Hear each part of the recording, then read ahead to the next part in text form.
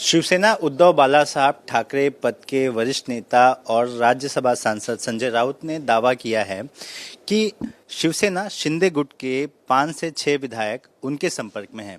वहीं पर कल जब अजीत पवार की बैठक ट्राइडेंट होटल में थी, उस समय 5 विधायक किसी कारण से एब्सेंट थे, जिसके बाद महाराष्ट्र में एक और चर्चा ने उफान लिया और ये कहा जाने लगा कि लगता है महाराष्ट्र में फिर से उथल पुथल शुरू हो जाएगी। इसी विषय बात करने के लिए हमारे साथ शिवसेना शिंदे गुट के विधायक और वरिष्ठ नेता संजय सिरसाट जी हैं। ये जो बातें सामने आ रही हैं कि आपके कुछ विधायक अब उनके संपर्क में हैं, क्योंकि यही कुछ सुनने में आया था कुछ महीनों पहले जब शिंदे की सरकार नहीं थी कि वहां से लोग यहाँ आ रहे थे। क्या अब रिवर्स शुरू हो गया है? देखिए, इनका जो पहले से इनकी आइडियोलॉजी ऐसी रह चुकी है। जब हमने उठाव किया था उस टाइम भी बोले थे उन्होंने कि देखो हम फ्लोर पे देख लेते, सब विधायक हमारे साथ में आने वाले हैं। बाद में बोला सरकार गिरने वाली है, विधायक हमारे पास आने वाले हैं। और ऐसे गॉसिप जिसको कहते हैं वो तरीके से उनका स्टेटमेंट चलते रहता है। इतने मजबूती से हम खड़े हैं। हम चाहे, ये लोकसभा का इलेक्शन था इसलिए थोड़ा खामोश बैठे। उनके बहुत सारे विधायक हैं जो हमारे पास आना चाहते, उनको रोकने के लिए किया है ये स्टेटमेंट, क्योंकि वो विधायकों को ऐसा ना लगे कि भाई अपन जाने के पहले उधर की इधर आ रहे तो अपना तकलीफ होगी अपने को। ऐसा नहीं होता। और इनको एक तो उतना नॉलेज भी नहीं है। 40 में से अगर 2-4 भी विधायक इधर उधर जाते तो वो डिस्क्वालीफाई होते हैं। इनके पास बचे हुए 5-6 विधायक तो वो तो कभी भी ले सकते हैं, उनको डिस्क्वालीफाई का कोई चांस नहीं है। ये होता है कि नहीं? कैसे जाएगा कोई खुद को डिस्क्वालीफाई करेगा? ऐसा नहीं है। तो भी हम बोलते कि हमारी मजबूती से हमारे विधायक हमारे साथ में है और इनके विधायक ये आने वाले अधिवेशन के पहले हम हमारे पार्टी में उनको लाएंगे और वो आपको भी दिखाएंगे।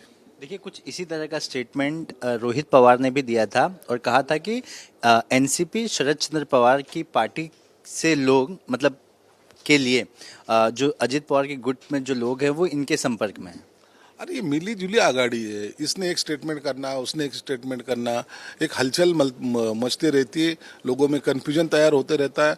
क्या चल रहा है पार्टी में? अरे वो विधायक उधर जाने वाला है, ये विधायक उधर जाने वाला है। ये सब चीजें जो है, ये थोड़ा जो अहंकार आया ना उनको, उसके वजह से ये बातें चल रही है। इसमें कोई भी तथ्य नहीं है। देखिए, अब महाराष्ट्र में एनडीए का परफॉर्मेंस वीक रहा, जिस बात को हर किसी ने मान लिया है। आपने बताया था कि सर्वे की वजह से जो देरी हुई उम्मीदवार लाने में, वो पब्लिक से कनेक्ट नहीं हो पाया। क्या ये भी चर्चाएं हैं, क्योंकि महायुति में ये चर्चाएं चल रही हैं कि एनसीपी के जिन उम्मीदवारों को जिस सीट से टिकट दिया जाना था वहाँ सर्वे के नाम से वहाँ से नहीं दिया गया। कई ऐसे लोग हैं जिनकी सीट बदली गई और इसका भी परिणाम रुझानों पे पड़ा, मतलब जो रिजल्ट है उस पर। देखिए, ये सब चीजें जो है, अभी इलेक्शन हो गया है, उसके बारे में चर्चा करना उचित नहीं है। लेकिन जो कॉन्फिडेंस हमारा, एक तो तुम्हारा सर्वे, दूसरा एक और कॉन्फिडेंस है हमको तकलीफ देके गया है। आप देखेंगे परभनी की सीट शिवसेना की थी, वहां जानकर लड़े।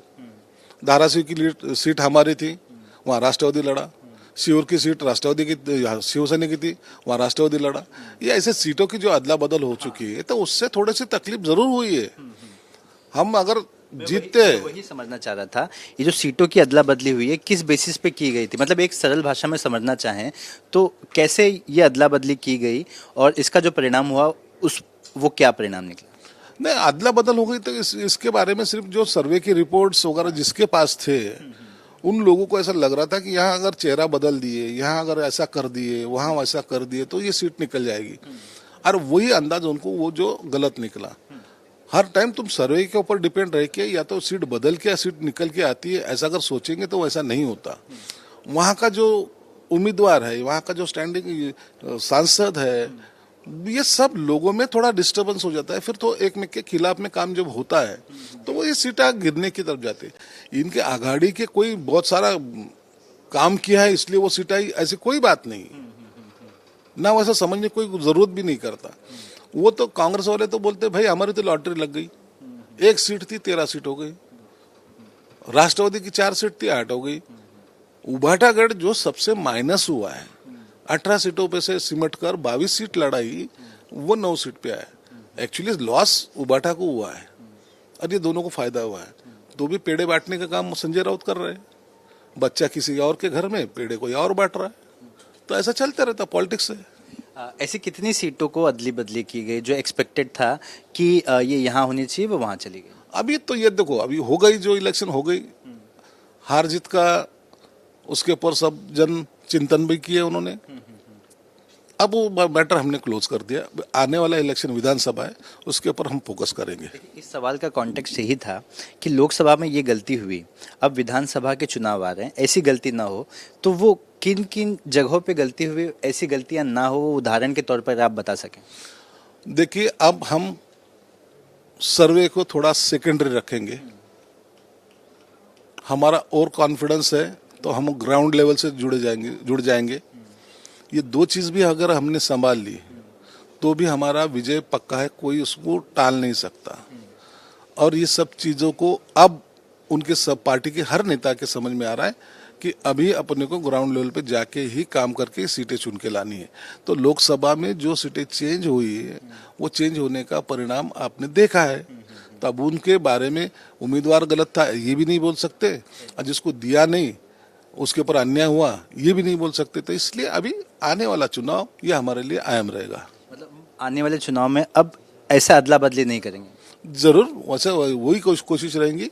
जो कैपेबल है उनको टिकट दी जाएगी सर्वसम्मति से, और कोई भी उसमें गड़बड़ी नहीं होगी। धन्यवाद। कैमरा गजानन के साथ सूरज ओझा, एबीपी न्यूज़, मुंबई।